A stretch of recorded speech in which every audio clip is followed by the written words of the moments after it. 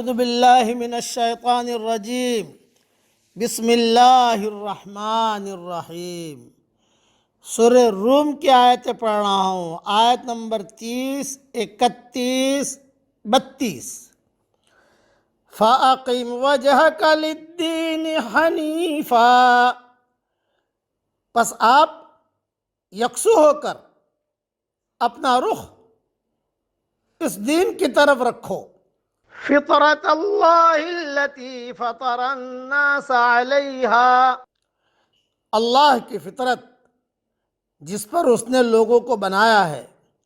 لا تبدیل لخلق اللہ، اس کے بنائے ہوئے کو بدلنا نہیں۔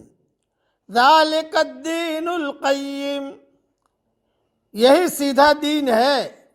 وَلَكِنَّ أَكْثَرَ النَّاسِ لَا يَعْلَمُونَ، لیکن اکثر لوگ نہیں جانتے۔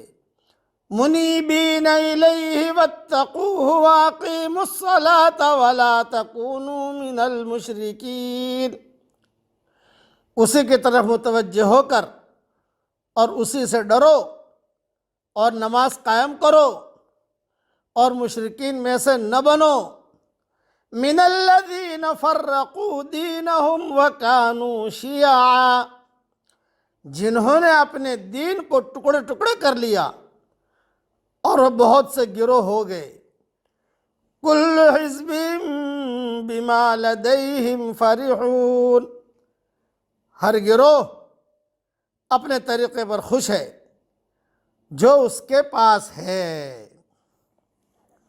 یعنی ہر فرقہ اور گروہ سمجھتا ہے کہ وہ حق پر ہے اور دوسرے باطل پر، اور جو سہارے انہوں نے تلاش کر رکھے ہیں، جن کو وہ دلائل سے تعبیر کرتے ہیں، ان پر خوش اور مطمئن ہیں۔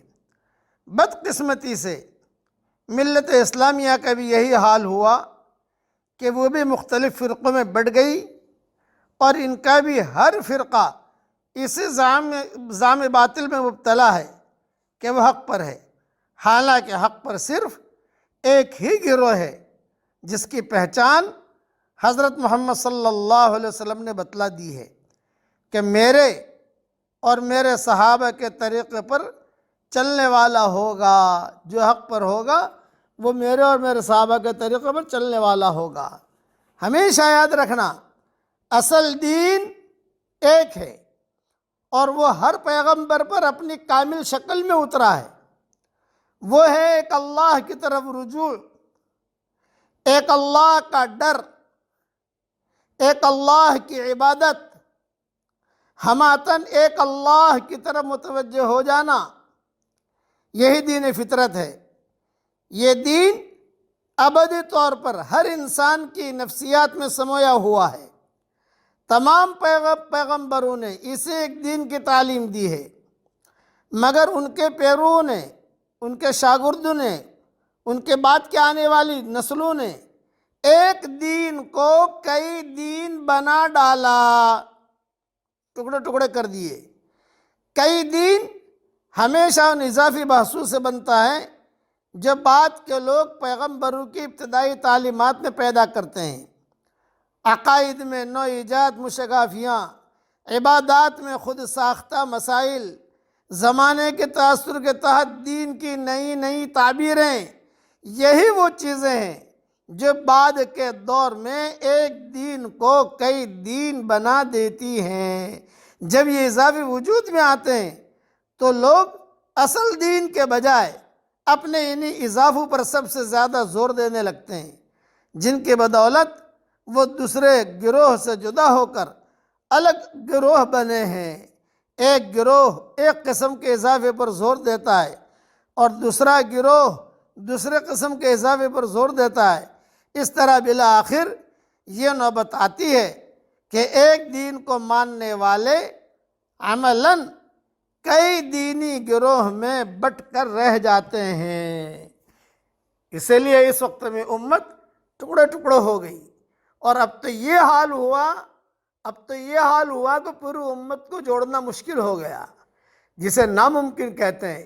اتنے مذہب بن گئے، اتنے ساری دنیا میں جا کر دیکھو آپ، الگ الگ۔ اور ایک نصیحت یاد رکھنا کہ جب دین کی حقیقت نکل جاتی ہے تو دھوم دھام والا دین وجود میں آتا ہے، دھوم دھام، مطلب کہ اس کی حقیقت نکل گئی ہے، پھر آدمی اسی دھوم دھام کے دین کے پیچھے چلتا رہتا ہے اور اللہ تعالیٰ سے دور ہوتا رہتا ہے۔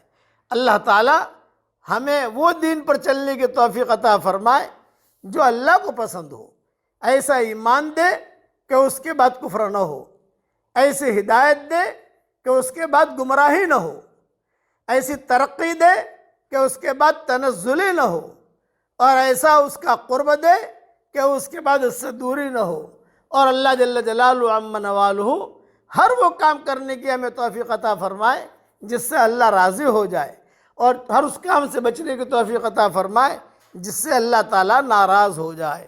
آمین۔ وآخر دعوانا ان الحمد للہ رب العالمین۔